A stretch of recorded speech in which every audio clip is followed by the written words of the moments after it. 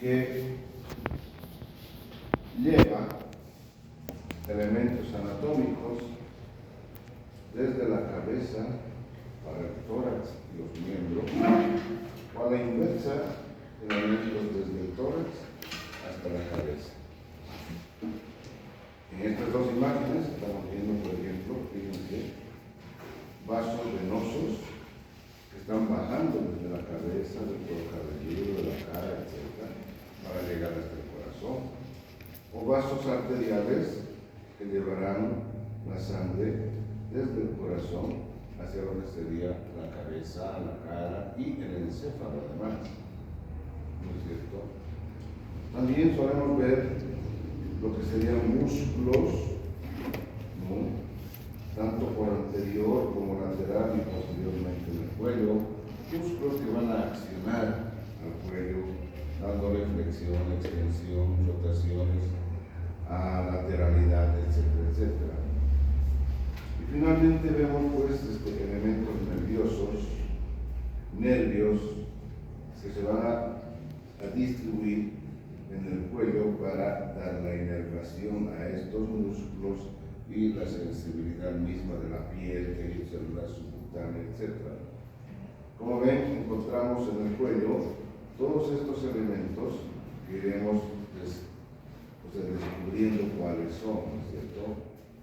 Y en primera instancia, pues ya conocen lo que son los huesos del cuello, o llamadas también vértebras cervicales, y que son 7, 1, 2, 3, 4, 5, 6, 7 vértebras, ¿no?, de las cuales vamos a encontrar acá, por ejemplo, una vértebra típica o una vértebra tipo cervical, para poder determinar qué características tiene esencialmente. Aparte de una vértebra tipo, vamos a encontrar atípicas, como la primera, segunda y la séptima, un poco la sexta, pero son las tres más resaltables.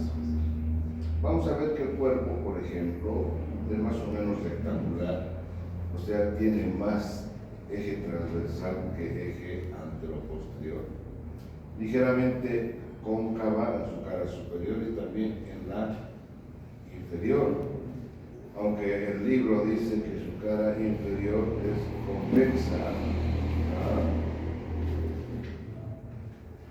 Sin embargo, creo que me ha traído radiografía de cuello, de vértebras cervicales, no se ve que sea convexa la cara inferior, sino cóncava. Ligeramente, pero no gran concavidad, pero sí. Y no se olviden de que entre vértebra y vértebra vamos a encontrar lo que son los discos intervertebrales, y estos discos intervertebrales cumplen la función de unir dos superficies no articulables, como son una concavidad con otra concavidad. Entonces, esa es la funcionalidad más importante de los discos intervertebrales, además de darle flexibilidad a la columna, movimiento, movilidad a la columna, etc. Y también a absorber los golpes que podría tener la columna en sí, ¿no es cierto? De este cuerpo están emergiendo dos raíces, una raíz anterior y una raíz posterior, donde se denomina el pedículo. Y estas raíces van a ir a encerrar unos orificios o forámenes transversos, que es la particularidad de estas vértebras, y terminar en un tubérculo anterior y un tubérculo posterior, denominadas los procesos transversos. Entonces, los procesos transversos tienen dos raíces a nivel de las vértebras cervicales. Posteriormente y casi lateralmente, posterolateralmente a los pedículos, encontramos la emergencia del arco posterior.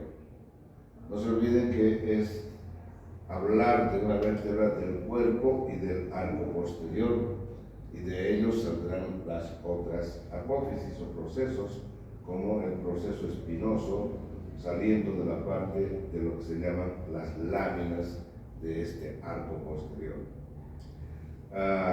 Estas serían las cigoapófisis o los procesos articulares vertebrales, ¿no?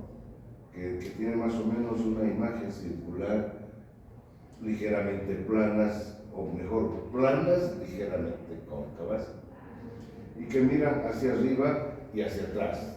O sea, tiene doble dirección, la dirección oblicua. Miran hacia arriba y hacia atrás ligeramente. Con lo que los procesos articulares inferiores mirarán a lo contrario, ¿verdad? Hacia abajo y hacia adelante. Si estos miran arriba y atrás, el otro es lo contrario. Acá estamos observando que la apófisis espinosa o proceso espinoso es bífido, o sea, se subdivide en dos tubérculos y además es corto y bastante horizontal.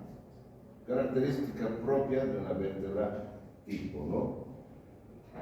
Entonces, la primera, la vértebra que vamos a ver ahora, llamada atlas, la típica, y la segunda, otra atípica, denominada axis. ¿En qué resalta el atlas? En que es la primera vértebra de la columna, pero no tiene cuerpo. ¿Ah? Y si no tiene cuerpo, pues va a poseer dos masas laterales. Dos masas laterales, ¿no? Ligeramente ovaladas, ¿sí? Con un sentido de posterior a anterior y ligeramente de lateral a medial. O sea, tiene una posición ligeramente oblicua. Estas dos masas laterales, que tienen 6 caras, al estilo de un cubo o de una caja de fósforo, si gustan, ¿sí? Van a estar unidas adelante por el arco anterior y posteriormente por el arco posterior. Esta dirección oblicua de estos procesos o de masas laterales dan que el arco anterior es más pequeño que el arco posterior. El arco anterior posee hacia adelante un tubérculo, el tubérculo anterior de este arco, y en su superficie posterior posee una superficie articular para este proceso, para el proceso odontoideo que tiene la segunda vértebra cervical. En lo que sería el arco posterior, atrás, en su cara posterior, también tiene otro tubérculo como el del arco anterior. Y a nivel de la raíz, de este arco, tiene una especie de surco transversal, un surco transversal por donde van a pasar lo que sería la arteria vertebral y la raíz de los primeros nervios cervicales, ¿no es cierto? Y estos son orificios transversos, ya desde el atlas hasta la séptima vértebra poseen orificios. Pero lo que ocurre es que la séptima vértebra, por ejemplo, no está aquí, séptima, son los orificios más reducidos, más pequeños, aunque no se ven acá tal así. Pero son más pequeños. ¿Y por qué serán más pequeños? Que deberían ser más gruesos, más grandes. ¿Ah? Porque no pasa la arteria vertebral por ese orificio. Va por la sexta hasta arriba, ¿no? Bien, esa sería la particularidad. Las 6 caras de las masas laterales, la superior, tiene más o menos un formato de una suela de zapato, ¿sí? Cóncava en sentido anterior y posterior y también en sentido lateral. Cuando habla uno de concavidad, tiene que darle el sentido de esa concavidad. Porque puede ser cóncava en sentido transversal y convexo en el sentido anteroposterior. Entonces, si uno halla en qué sentido es la concavidad, va a darle mejor descripción, ¿verdad? En la cara inferior son una especie de ovalos, ¿sí? También cóncavas en sentido transverso y en sentido anteroposterior. En la cara medial vamos a encontrar unos tubérculos, ¿sí? Tubérculos para fijar a un ligamento transverso. Y lateralmente, como en la típica, va a poseer 2 raíces para dar origen a los procesos transversos y sus orificios transversos. Las caras anteriores darán origen a los arcos anteriores, las caras posteriores de las masas laterales darán origen a los arcos posteriores. ¿Entendieron? Eso no está en el MUR. Pero recuerden que en las clases teóricas hacemos una mezcla de otros textos con el MUR, ¿no? Para aprender quizás un poco más, ¿no es cierto? Y para llegar a descubrir quizás más finamente el elemento anatómico, ¿no? En este caso estamos hablando que tiene 6 caras, no se olviden eso.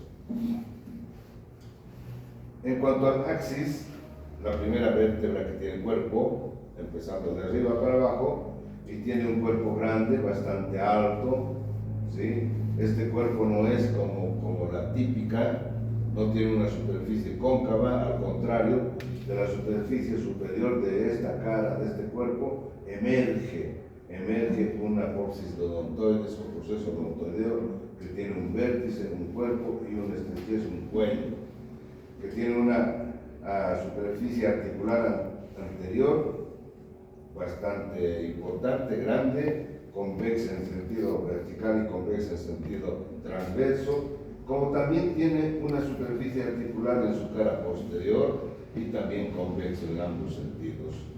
No es el mismo tamaño de la superficie articular de la cara anterior como de la cara posterior, y esto ya vamos a ver por qué. Finalmente, de ambos lados del cuerpo están emergiendo lo que serían los procesos articulares superiores e inferiores. Además de estos, están emergiendo lo que serían los procesos transversos con sus 2 raíces y sus orificios transversos. No, después de la formación de los procesos articulares, miren, recién vendrían los pedículos. Entonces, totalmente cambiada esta vértebra también, ¿no es cierto?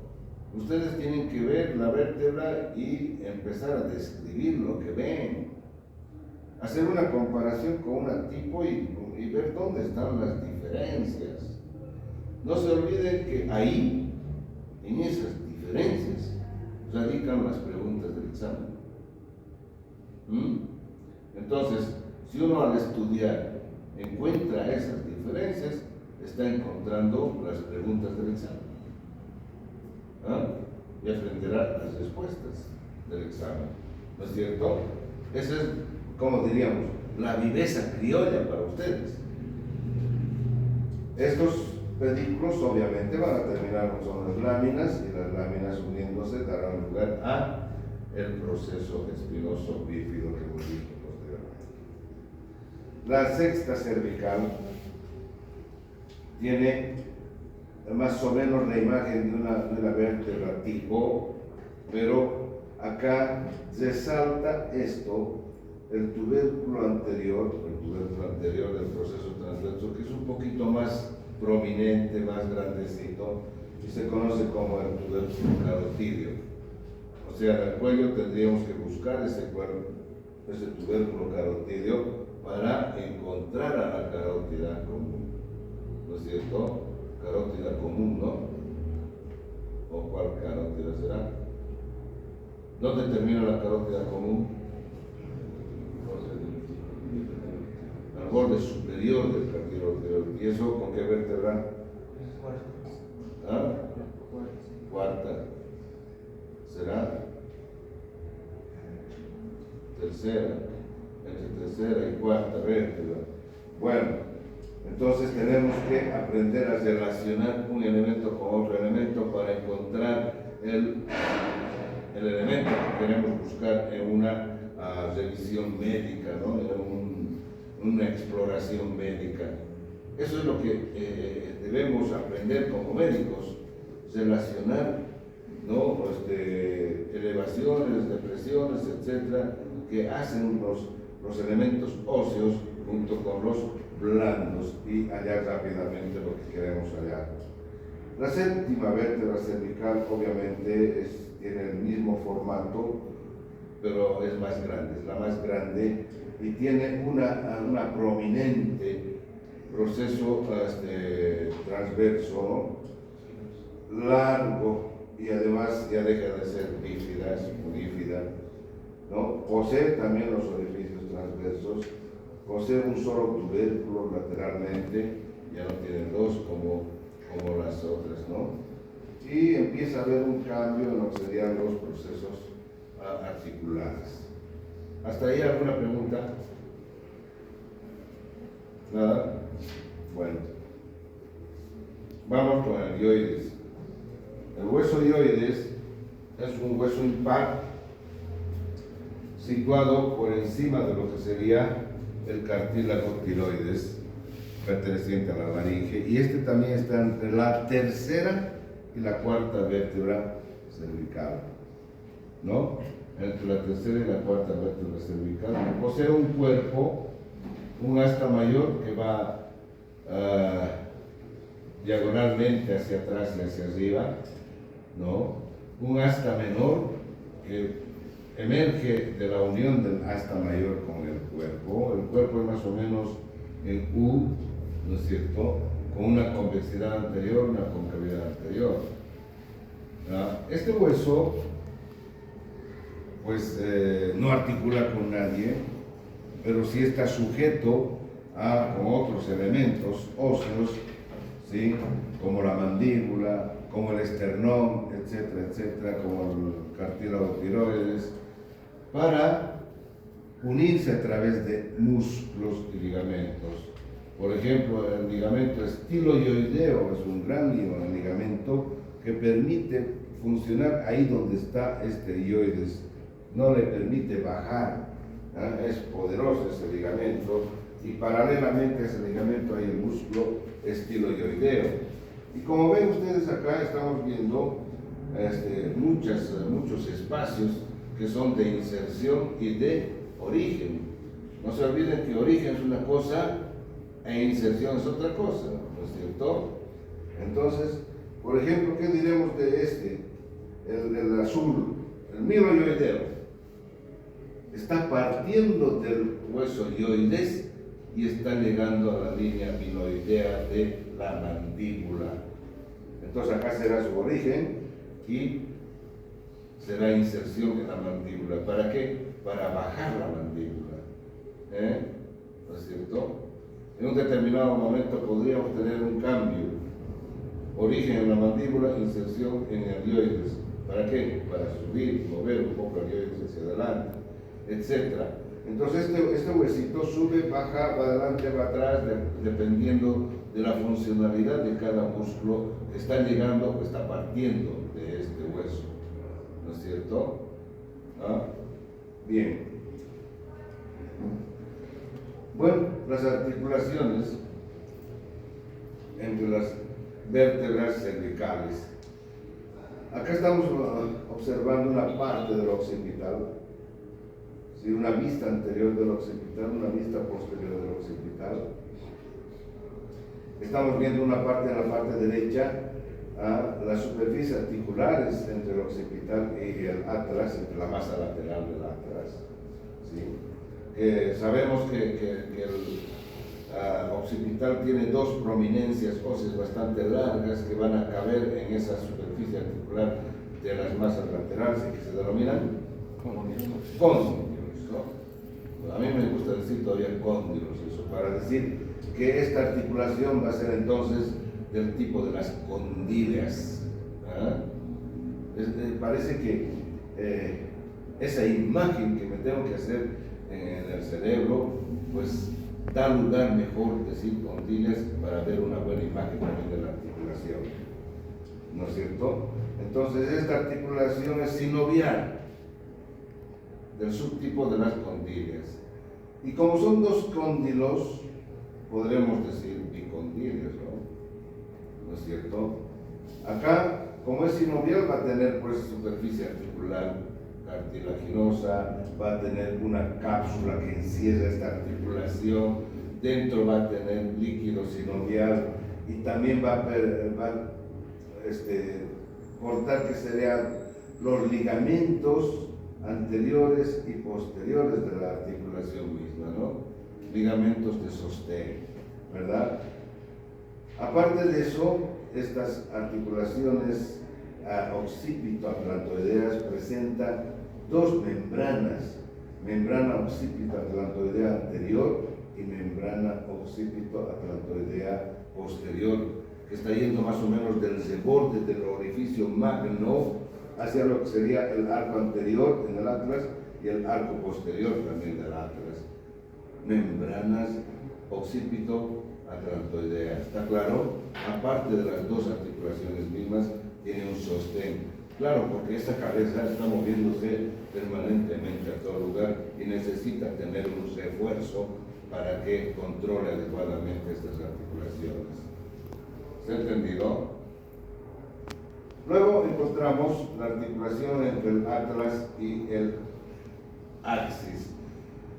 Hablaríamos de las superficies articulares que tienen más o menos planas, ya les he dicho, pertenecen entonces a las sinoviales y al subtipo de las planas, con una ligera concavidad, ligera convexidad, pero son planas evidentemente porque su movimiento es desplazamiento, no tiene otro movimiento. Estos son del mismo tipo que tendrán una cápsula, tendrán cartílago hialino como superficie articular, tendrán ligamentos de refuerzo anterior, posterior, etcétera, etcétera, como las articulaciones cualquiera que veamos. Asimismo va a presentar también una membrana que será atlantoaxoidea, tanto anterior como posterior, como la membrana occipito-atlantoidea. Entonces sucede que estas dos articulaciones son fortísimas para eso, ¿no? Para sus movimientos. La otra articulación especial acá que tenemos que ver es la articulación atlanto-odontoidea. O sea, el atlas con el proceso odontoides o con el diente del axis, ¿no? Hoy hemos hablado de que el arco anterior, en su cara posterior, posee una superficie articular cóncava en sentido vertical y también en sentido transversal, ¿sí? Y para recibir al diente del axis, entonces se denominará atlanto-odontoidea.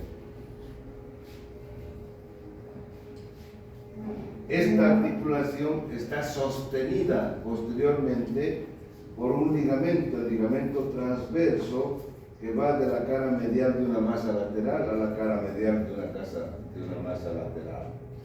Este ligamento transverso es bastante fuerte y posee también este ligamento una superficie articular. Un ligamento con una superficie articular. Es uno de los pocos ligamentos o pocos de la estructura de esta naturaleza que articula con un hueso. Obviamente para articular tiene una superficie articular que va a coordinar con la superficie articular del proceso odontoideo o apóstol odontoides. Hasta ahí vemos normalmente esto. Este es sinovial del tipo de las trocoides, ¿no es cierto? Movimientos de lateralidad, no más, ¿no?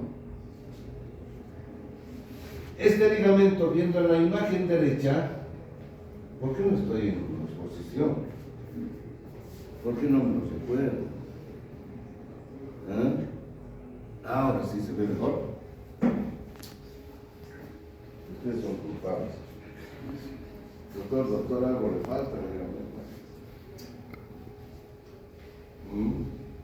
Ya me patina el cerebro.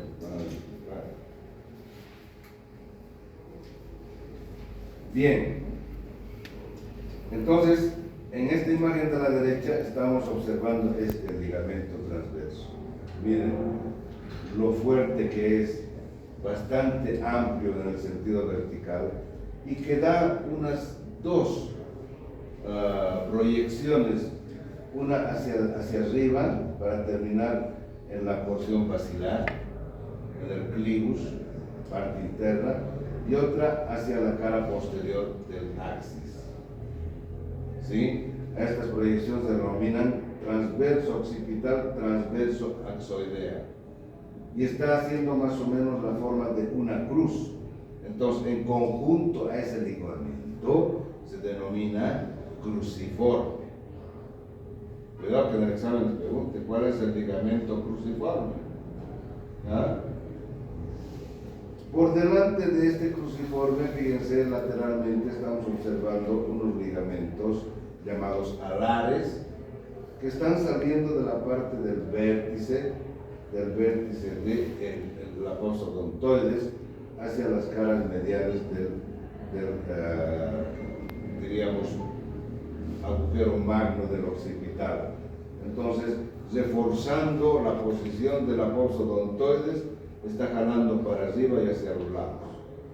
Detrás de este ligamento también existe otro ligamento, el ligamento medial, que será odontoideo occipital u occipito odontoideo. Estos también son occipito odontoideos laterales y otro occipito odontoideo central, que es diferente a esta proyección del transverso. O sea, eso está delante. ¿Me entienden? Esta sería la segunda capa de ligamentos que estaríamos hablando de esto, ¿no? Y otra capa que viene, acá están esos ligamentos que les digo, el occipito odontoideo central o medio y los occipitos odontoideos laterales o alares. Y finalmente este ligamento que va desde el clivus hasta la segunda vértebra sacra, que va por todo lo que sería a la cara posterior de los cuerpos, que se denomina entonces ligamento longitudinal anterior, ¿no es cierto? Anterior, ya, posterior, que está dentro del conducto vertebral, cubriendo las caras posteriores de las vértebras, de arriba hasta abajo. Ahora, si regresamos a ver los otros ligamentos que vimos, las capas anteriores, fíjense, vamos a ver acá una serie de 6 ligamentos, incluyendo este que se llama el ligamento nucal o supraespinoso, ¿sí? Entonces estaríamos viendo acá el ligamento longitudinal anterior, ¿no es cierto? El ligamento que hemos dicho, occipito atlantoideo medio, ¿no es cierto? Luego el ligamento, el occipito odontoideo medio, los laterales, el cruciforme con su proyección odontoideo occipital, el ligamento longitudinal posterior. Miren cuántas capas de ligamentos vemos en esta articulación, que es compleja. Se denomina articulación occipito-atlanto-axoidea. Aunque no articula occipital con el axis, pero está unida a través de ligamentos. Y como hay una unión entre estos elementos, o ligamentos, entonces se considera una articulación compleja. Occipito, atlanto, axoidea, ¿están entendiendo? Ahí mismo está la atlanto odontoidea. Entonces serían como 4 articulaciones, ¿no es cierto?, en uno mismo. ¿Alguna pregunta hasta ahí? ¿Nada? Bueno, vamos a ver lo que son las fascias, las cubiertas que tiene el cuello, aparte de la piel, este color negrito que sería la piel.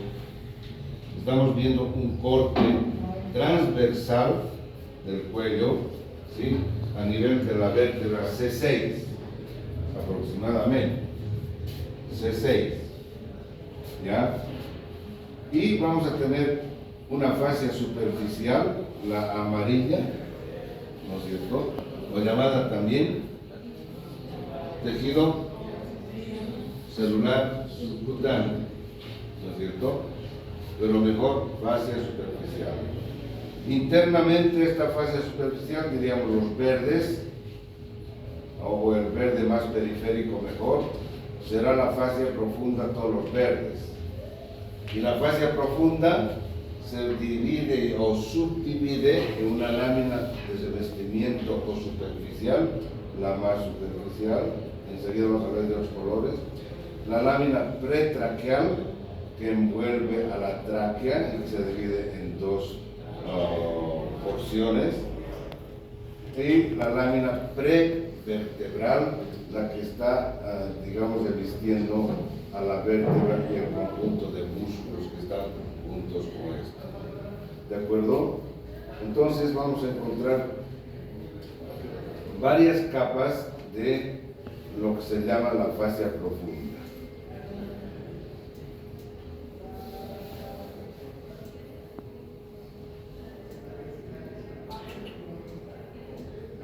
Ok.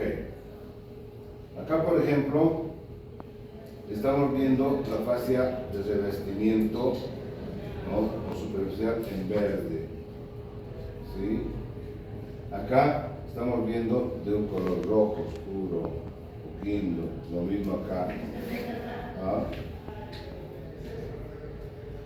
No se olviden que esto está circundando todo el cuello y se va a originar en la línea nucal inferior. Otros dicen la línea nucal superior. Baja a la mandíbula por las ramas y al cuerpo de la mandíbula, el borde inferior de la mandíbula, y que también va a revestir al hueso yoides. Este revestimiento incluye, da origen a lo que sería la celda parotidia, ¿no?, al recubrimiento que tiene la cámara parótida. Abajo va a tener inserción a nivel del manubrio del esternón, las clavículas, los acromiones, y van a ir hacia lo que sería el ligamento nucal. Pero hay textos que dicen que esta fascia profunda de revestimiento se inicia en el ligamento nucal, o sea, atrás, y va a girar todo como una especie de cilindro.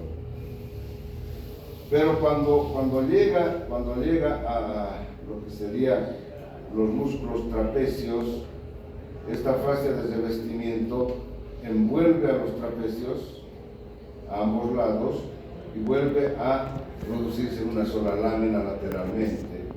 Sigue yendo hacia adelante y cuando llega al borde posterior del esternocleidomastoideo se subdivide, se viste al esternocleidomastoideo y vuelve a fusionarse en su borde anterior del esternocleidomastoideo para unirse en la parte media. Entonces, esta fascia de revestimiento está forrando, diríamos así, a los esternocleidomastoideos y a los trapecios posteriores. ¿Está claro? Fíjense, una pregunta tan sencilla para el examen. Bien, la segunda capa, denominada pretraqueal, ¿no es cierto? Acá estamos observando de color azul, ¿sí? Pero, y acá estamos viendo de color rojo, que está envolviendo lo que sería la laringe, la tráquea, etcétera, etcétera, y que además va a envolver a los músculos que están por ahí, infra y los suprapioideos, ¿sí? Estos músculos, tienen esas dos porciones, la porción muscular y la porción, ¿qué porción? Visceral, porque está envolviendo a la tráquea, por eso se llama pretraqueal, y también a la glándula tiroides, que está ahí, ¿no es cierto? La glándula tiroides. A ambos lados y ligeramente posterior encontramos a estos, que se llaman estos colorcitos claros, las vainas carotídeas. Las vainas carotídeas que se dice que son, o estas vainas están dependiendo de la pretraqueal. Hay autores que dicen que depende de la prevertebral, hay autores que dicen, no, de las dos. Discusiones, ¿no? Pero esta vaina carotídea que está envolviendo al paquete básculo nervioso del cuello, la carótida común, luego la externa, la vena yugular interna y el neurogástrico, principalmente esos, y algunos ganglios cervicales profundos, están siendo revestidos por esta vaina que se origina, digo, en la pretraqueal o también en algún momento en la prevertebral. Están a ambos lados, posterolateralmente, ¿de acuerdo? Luego la vaina prevertebral. Esta vaina prevertebral está envolviendo a lo que sería la vértebra misma en sí y los músculos que están emergiendo o saliendo de estas vértebras, ¿no es cierto? Los profundos posteriores, los laterales, como los escalenos, etcétera, etcétera. Entonces esta vaina va a revestir también a estos músculos, ¿de acuerdo? Entonces encontramos estas tres. Sin embargo, acá vamos a ver esto. Entre estas vainas carotídeas hay una membrana que se le conoce también la vaina alar y que está detrás de la pretraqueal y delante de la precervical o prevertebral. Entonces se dice que acá estoy encontrando dos espacios que se van a denominar el espacio retrofaringeo, ¿no? O bucofaringeo, que van a bajar hasta la parte del tórax. La vaina pretraqueal se une con el pericardio fibroso y la vaina prevertebral se va a unir, se va a extender hasta lo que sería la fascia endotorácica. Entonces existen espacios entre estas vainas para entender tal vez casos clínicos. Si yo tuviera una infección, digamos, detrás del esternocleidomastoideo, ¿ah? Y voy a encontrar ese espacio que llega hasta lo que sería el pericardio fibroso por la vaina pretraqueal. Fíjense, esa infección que está detrás del esternocleidomastoideo podría llegar al tórax a través de ese espacio. Esa es la lógica que hay que entender, ¿sí? Lo mismo da en estos espacios que vamos a encontrar entre ambas vainas y que pueden llegar hasta la cavidad torácica a través de ese espacio que van a dar entre las dos vainas profundas, entre la más profunda y la intermedia, por ejemplo, ¿no? Hasta, ya les he dicho, la vaina profunda va a llegar hasta unirse con la fascia endotorácica y la del medio con el pericardio fibroso. ¿Está claro? Bien. Ahora vamos. Las estructuras que están dentro de estas vainas, ¿no? Dentro de esta foneurosis profunda con sus tres capas, ¿verdad? Vamos a encontrar músculos prevertebrales anteriores y músculos prevertebrales laterales. Después veremos cuello posteriormente. Entre los músculos prevertebrales anteriores vamos a encontrar el largo del cuello, el largo de la cabeza, el recto anterior de la cabeza y el escaleno anterior. ¿Sí? Anteriores, ¿verdad? Entre los músculos prevertebrales laterales encontramos el recto lateral de la cabeza, el esplenoide de la cabeza, el elevador de la escápula y los dos escalenos, medio y posterior. Entonces, estos son los músculos prevertebrales, tanto anteriores como posteriores, que encontramos en la capa profunda. A ver, descubrimos. Acá estamos viendo este LSA. ¿Cuál será? El largo de la cabeza, ¿no? LSU, el largo del cuello. Llega hasta la tercera vértebra torácica, ¿no es cierto? Este llega hasta la sexta vértebra cervical, más o menos, el largo de la cabeza, y empieza lo que sería por detrás de la fosa yugular, por debajo, y se va a ir insertando en las apófisis transversas en los tubérculos anteriores hasta la sexta vértebra cervical. Existen dos, por supuesto. Cuando decimos la función de un músculo, por ejemplo, flexión de la cabeza de este músculo, estoy hablando de qué es la función bilateral, ¿verdad? Pero si considero la función unilateral, entonces una desviación hacia el lado de este mismo músculo, ¿no es cierto? Hay que entender eso. Y si digo flexión del cuello, estoy hablando bilateralmente, ¿no es cierto? Ya no habría que sospechar una duda de eso. En lo que sería el largo del cuello, pues se inicia lo que serían las apófisis transversas anteriores también, de las primeras cervicales, para llegar hasta la tercera torácica, y también se fija en la parte media, en la parte anterior de los cuerpos. Entonces, por ejemplo, va a rotar, pero va a rotar contrario a la posición del músculo. Si funciona el músculo izquierdo, la cabeza rota a la derecha, ¿entienden? Contrario. Luego, el otro anterior, acá tenemos el recto anterior, acá este pequeñito, ¿sí? Y ese sería el recto lateral. El recto anterior está acá y el recto lateral. El recto anterior, fíjense, está yendo hacia lo que sería la masa lateral del atlas. También sería muy posterior a lo que sería a esta fosa yugular. Esta sería la base en la base del cerebro, o la base del cráneo, como se llama, la apófisis basilar, ¿no? Y esta otra ya está agarrando la fosa yugular en sí. El recto anterior, y lo único que hace es también ayudar a la reflexión de la cabeza. ¿Ya? Nos falta un anterior, el escaleno anterior. El escaleno anterior.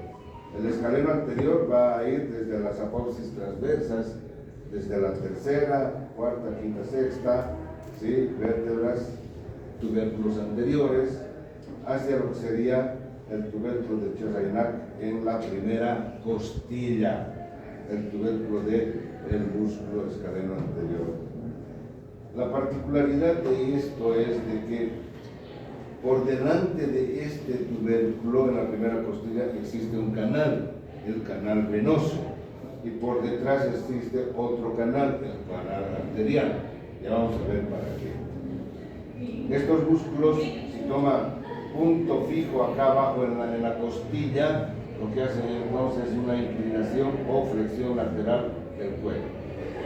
Y si toma origen a nivel de las vértebras cervicales, entonces lo que hace es elevar las costillas a través de la primera costilla en una inspiración forzada, ¿cierto? Entonces puede cambiar, el escaleno anterior puede cambiar su origen arriba o también su origen abajo, depende de la circunstancia que requiera su funcionamiento. ¿Está entendido? Esos son los músculos anteriores. Entre los laterales, el recto lateral, el más extremo lateralmente, fíjense, el recto lateral, está más o menos saliendo de lo que sería de la parte medial del origen de la apófisis estiloides hacia lo que sería el tubérculo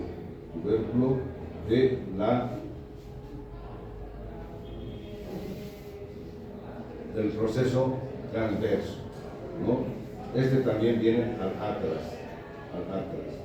¿sí? Al atlas. Es un músculo muy cortito, así como el recto anterior, es un músculo muy cortito el recto lateral, y lo único que hace es fijar la cabeza, fijar la cabeza. No sé si ustedes han visto, por ejemplo, las mujeres tarijeñas. Las mujeres caribeñas gustan llevar una canasta en la cabeza y sin tocar la cabeza, tienen un equilibrio excepcional. Si alguien les habla, tienen que moverse todos, si no se les cae la cabeza o la canasta. Entonces todos estos músculos, cuando actúan en conjunto, están fijando estas articulaciones occipito-atlantoideas, occipito-axoideas, inclusive el esternocleidomastoideo. Cuando veamos ese músculo van a ver que es poderoso para eso. Entonces es el primer lateral. Los otros laterales están acá, los escalenos medio y el escaleno posterior. El escaleno medio, estos dos que son laterales, ya emergen de los tubérculos posteriores de las vértebras cervicales. Ojo, el escaleno anterior emerge de los tubérculos anteriores. Los escalenos medio y posterior emergen de los tubérculos posteriores. ¿De acuerdo? Y el medio se va a fijar en la primera costilla por detrás del surco arterial. Y el posterior se va a fijar en la segunda costilla, en un tubérculo que está en el borde lateral de la segunda costilla, el tubérculo del escaleno posterior. Entonces están emergiendo los tubérculos posteriores, estas vértebras 3, 4, 5, incluso de la 2, y la función de estos es lo mismo que el escaleno anterior, ya sea inclinar la cabeza o ya sea elevar las dos costillas, primera y segunda costilla, en una inspiración forzada. ¿Está claro? ¿Cuál me faltaría de los laterales? ¿No? El esplenio de la cabeza. El esplenio de la cabeza, fíjense, se está iniciando a nivel de lo que sería la mastoides, el proceso mastoideo, y ligeramente la línea nucal superior en su cuarto lateral. De ahí van a bajar hacia lo que serían los tubérculos posteriores de las vértebras cervicales, desde 3, 4, 5, 6, incluso hasta la torácica 3. Entonces es un potente músculo rotador de la cabeza y inclinador de la cabeza si es que toma punto de origen a nivel de la columna, ¿no es cierto? Y si toma punto de origen acá, si fuera su origen a nivel de la cabeza, actuaría, unilateralmente. No va a llevar al cuello hacia arriba. Imposible. ¿No? Entonces lo único que hace es una acción bilateral para mantener fijo también el cuello nuevamente, como les dije. Entonces, entre las musculaturas anteriores y las musculaturas posteriores o laterales, ¿cómo es? Sostienen el cuello así. Rígido, duro, la cabeza también rígida. Bien, ¿qué músculo nos estaría faltando lateral? El elevador del escápulo, que no se encuentra acá. Podemos decir también que acá, en la próxima clase van a avanzar eso. No sé por qué nos han dado las estructuras profundas para esta clase, porque después de la parte de articulaciones vienen las estructuras superficiales. Y al hablar de estructuras superficiales hay que hablar de los triángulos que hay en el cuello. Y uno de esos triángulos es el triángulo lateral o la región lateral del cuello, que está por detrás del esternocleidomastoideo y por delante del trapecio. Este triángulo tiene un piso, una profundidad, que es estos músculos, y que están formados por lo que sería el escaleno anterior, el escaleno medio, el elevador de la escápula y el esplenio de la cabeza. No se ve el escaleno posterior porque está cubierto tanto por el escaleno medio como por el elevador de la escápula.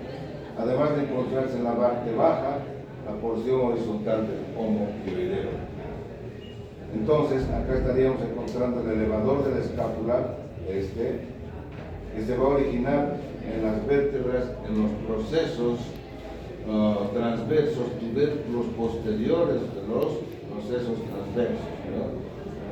De 4, 5, 6, incluso 3, y para ir a terminar en lo que sería en el ángulo superomedial de la escápula, en el ángulo superomedial de la escápula.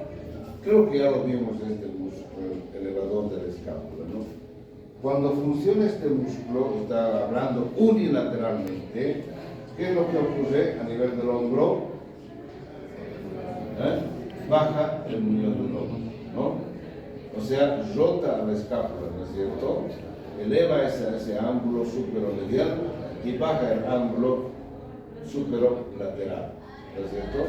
Baja el muñón del hombro. Ojo, se pregunta ese músculo. Bien.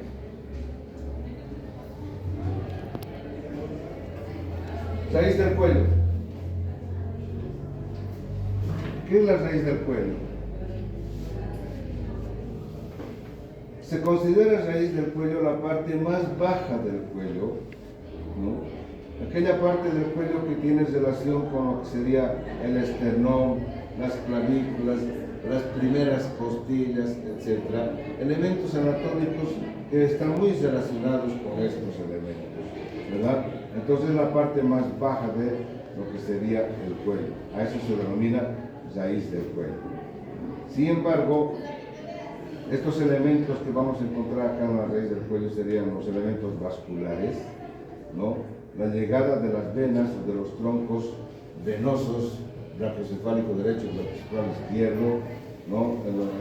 La llegada de las venas yugulares, etcétera, etcétera, y la emergencia de lo que serían los primeros colaterales del arco de la aorta, como el tronco brachiocefálico que va hacia la derecha, la carótida común y la subescapular, ¿no?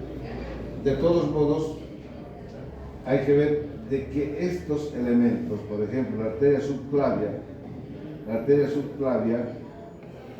antes de formar lo que sería el tronco venoso brachiocefálico, se va a relacionar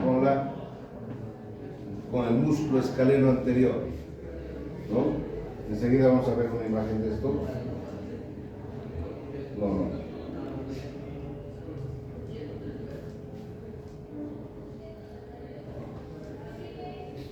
Acá, el escaleno anterior, ¿sí? Tiene una íntima relación con la subclavia, tanto venosa como arterial. Les dije, en la primera costilla existen dos canales. El primer canal anterior es venoso, por delante del escaleno anterior, y el segundo canal es arterial, por detrás del escaleno anterior, para el paso de la arteria subclavia y el otro para el paso de la vena subclavia. Y por acá estaría la clavícula. Entonces la clavícula y el escaleno anterior tienen una estrechez muy grande a la hora de hablar de la vena subclavia. Este punto, donde les digo que está sobre la primera costilla, es el punto que se utiliza como referencia para poder aplicar un catéter, el catéter venoso para tomar una presión venosa central, o un catéter grueso para pasar fluidos rápidamente, sangre, sueros, qué sé yo, a un paciente que está agonizando. Porque un paciente que está con shock hipovolémico agonizando no se encuentra venas ni en brazos, ni en piernas, ni en ningún lugar para pasarle los líquidos. Lo único que se puede hacer en ese momento es ponerle un catéter a la vena subclavia y pasar de ese modo todo lo que queremos pasar. Bien, entonces en la raíz del cuello encontramos esos dos elementos muy estrechos, muy estrechamente relacionados con el escaleno anterior. Y yéndome un poco más, ese músculo escaleno anterior tiene una relación estrecha con un nervio. A ver si ven en la práctica.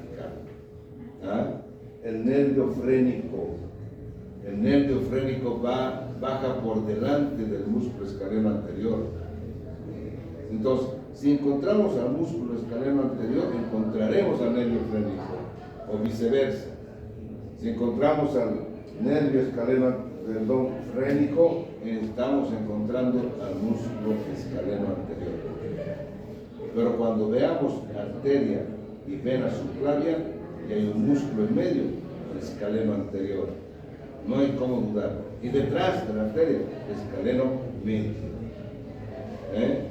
Se suele preguntar también eso, tanto en teoría como en práctica. Bueno, en esta raíz del cuello entonces encontramos arterias, ¿no? Principalmente las arterias subclavias, tanto derecha e izquierda, y la arteria subclavia va a estar dividida en 3 porciones. La primera porción, llamada preescalénica, antes de llegar al escaleno, ¿sí? Entonces va a dar 3 ramas principalmente: la arteria vertebral, la arteria torácica interna y el tronco tirocervical. Y este tronco tirocervical tiene 4 arterias a su vez: la arteria tiroidea inferior, la cervical ascendente, la supraescapular para la escápula y la cervical transversa o cérvico dorsal.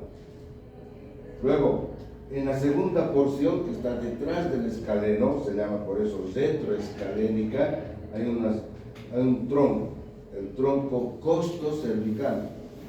Y este tronco costocervical va a dar 2 ramas: la intercostal superior para los primeros intercostales, primero, segundo y hasta tercero a veces, y la cervical profunda, que va a ir a llegar la parte profunda, lateral y posterior del cuello. Y finalmente, la tercera porción, la postescalénica, o sea, pasando el escaleno, va a dar una sola rama, la dorsal de la escápula, que va a ir a llegar toda la escápula como un círculo arterial por detrás. ¿Ya? Esas serían 5 ramas, ¿sí? Pero entre la tercera y la cuarta se subdividen también a su vez.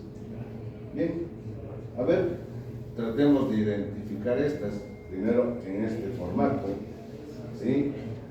Esta es la primera rama que está ascendiendo paralelamente, que será la... No. Que va por los orificios de la apófisis. La arteria vertebral. La otra que baja, torácica interna. Y la tercera rama, que va a originar 4 ramos, tronco tirocervical, que va a dar la tiroidea inferior, ¿no es cierto? Hemos hablado. Después, la cervical ascendente, la cervical transversal, la supraescapular y la cervical transversa. 2 cervicales, una ascendente, una transversa y una supraescapular, aparte de la tiroidea inferior. La postescalénica, que hemos hablado, el tronco cérvico. ¿Cérvico qué? Es que no han leído.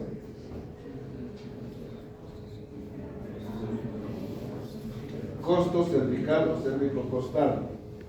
¿Qué está dando? La intercostal superior y la cervical profunda. Entonces, esta es la segunda. ¿Sí?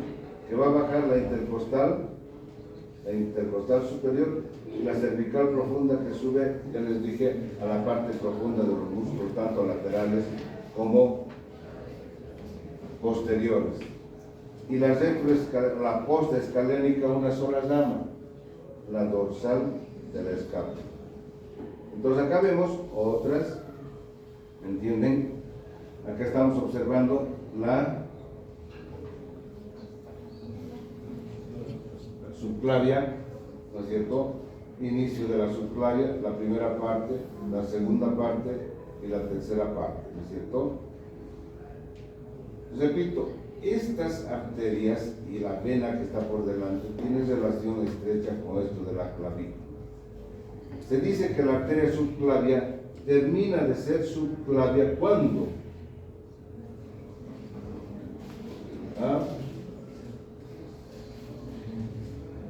cuando deja la costilla.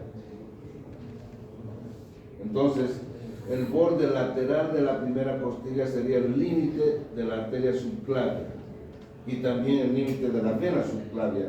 Ahí empieza a ser vena subclavia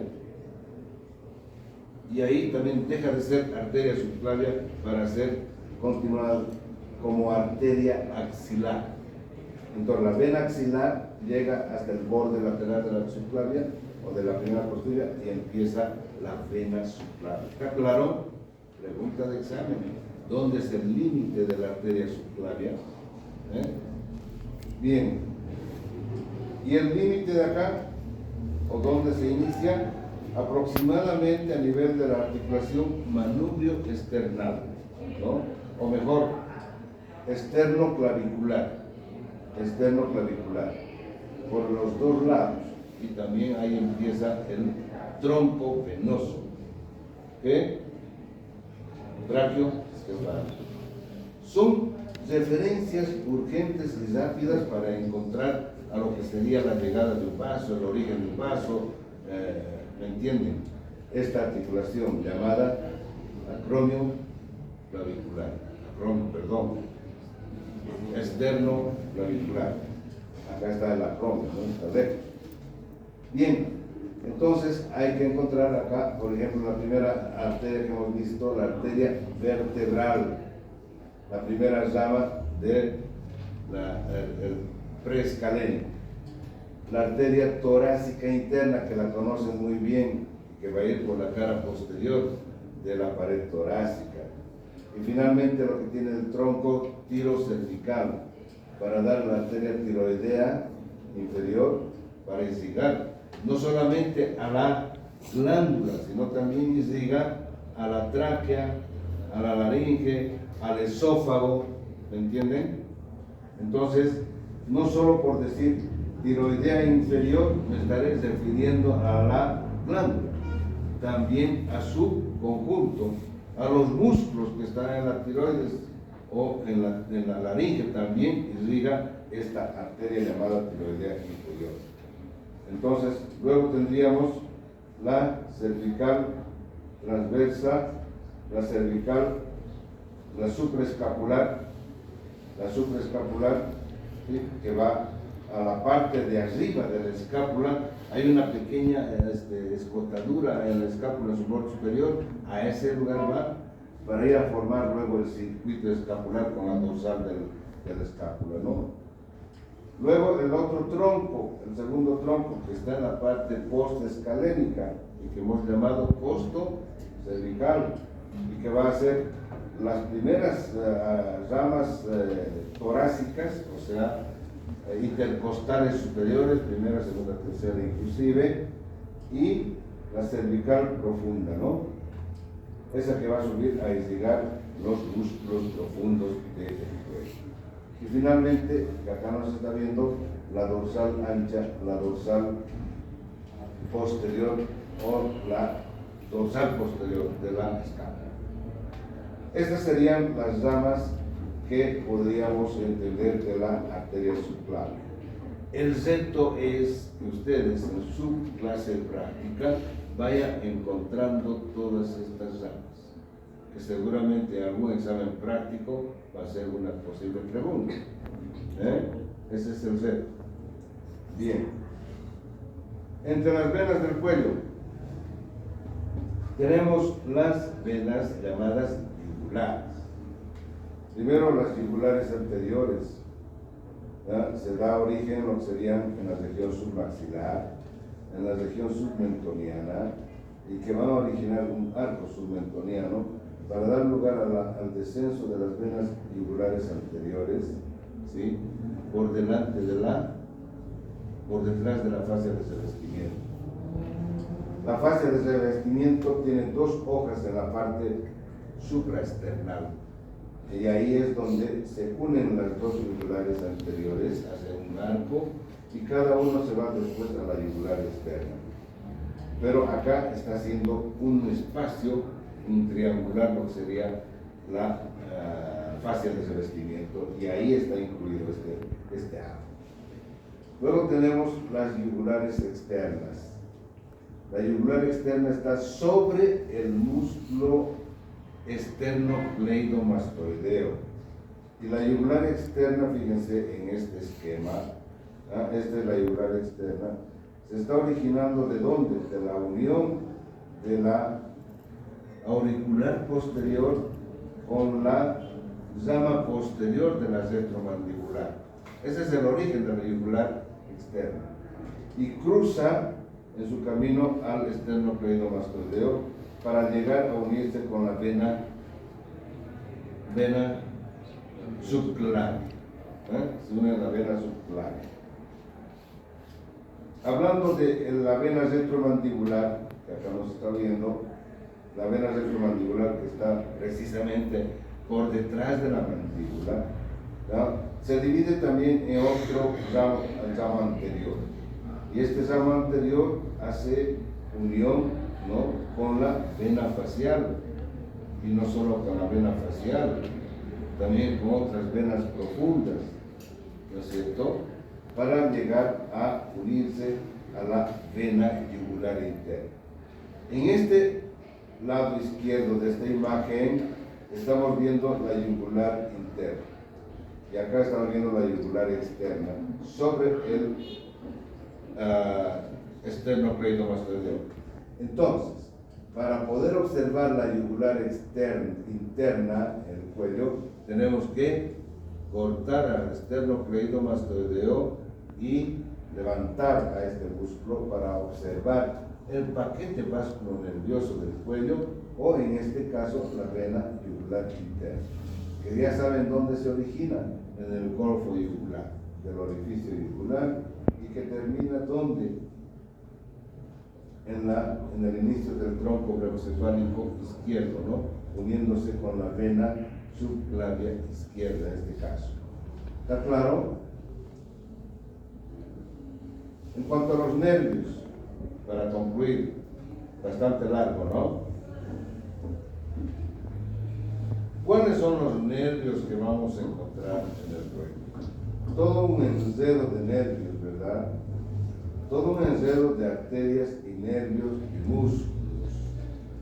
Fíjense, operar el cuello es bastante complicado, ¿verdad? Es más, se suele no utilizar bisturí. Se suele utilizar solo tijeras Roma para hacer separar los elementos, o finalmente algunas toruntas de gas o de algodón, se va pasando entre músculo y músculo hasta encontrar un nervio, etcétera, etcétera, y se va profundizando así. Porque, como ven ustedes, tengo cualquier cantidad de nervios y cualquier cantidad de vasos. Corte de un vasito, fregado, empieza a sangrar y no se ve de dónde sale.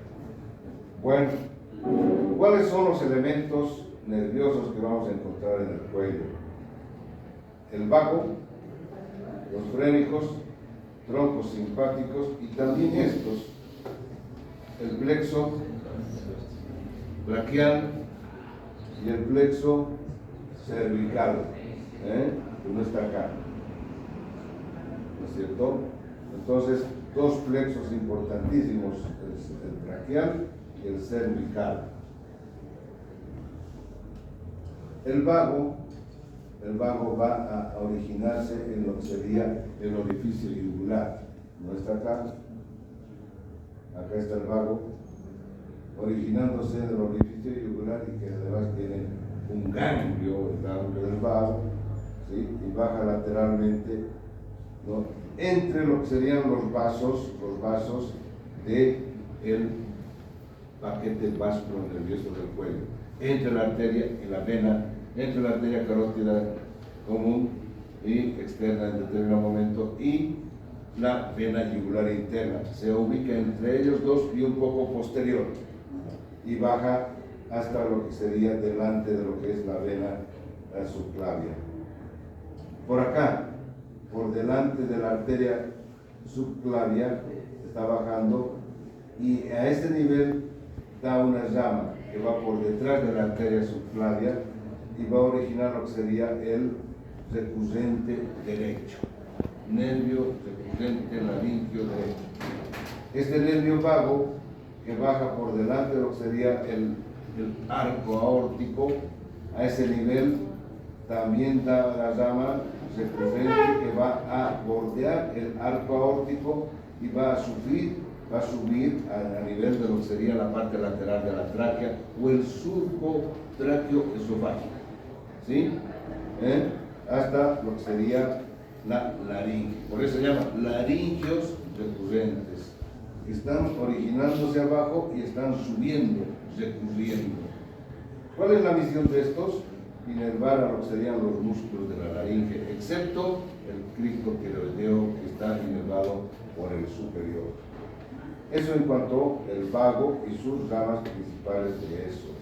El vago también va a empezar a dar lo que serían los filetes esofágicos, filetes braquiales y finalmente filetes cardíacos, por detrás de lo que sería el tronco y por delante. Ya saben que existen dos plexos, uno profundo y uno superficial, ¿no es cierto?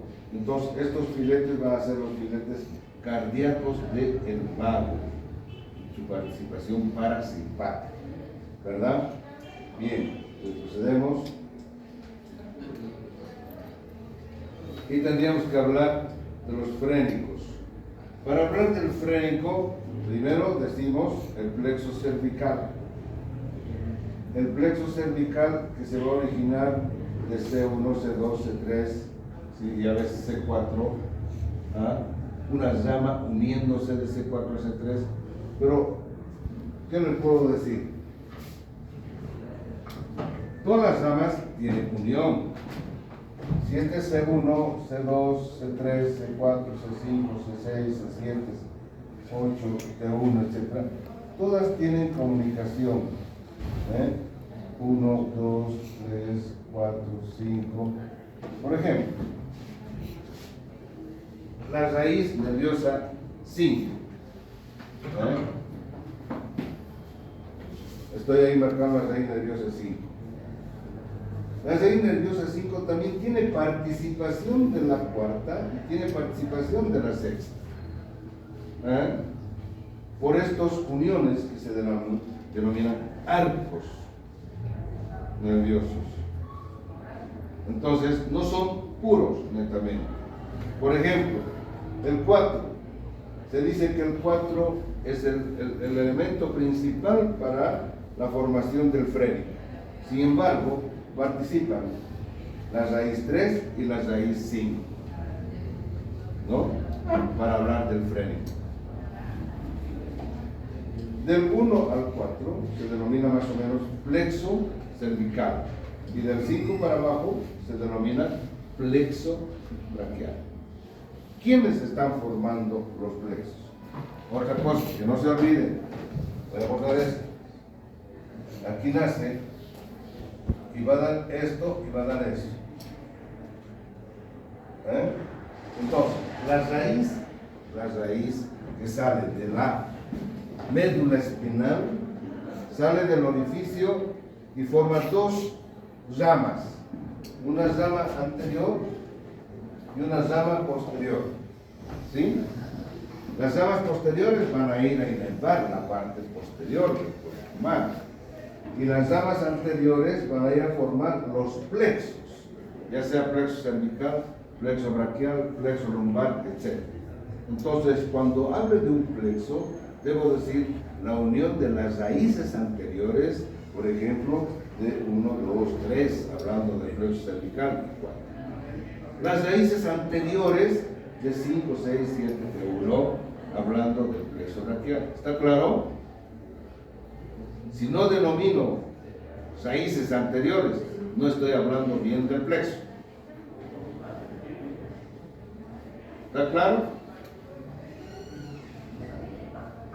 Bien, entonces el frénico, ¿qué músculo es este? Miren, acá tendremos que está cortado, el escaleno anterior está cortado, estaría cubriendo al plexo braquial. Aquí está el escaleno anterior, acá está, y acá está el nervio frénico.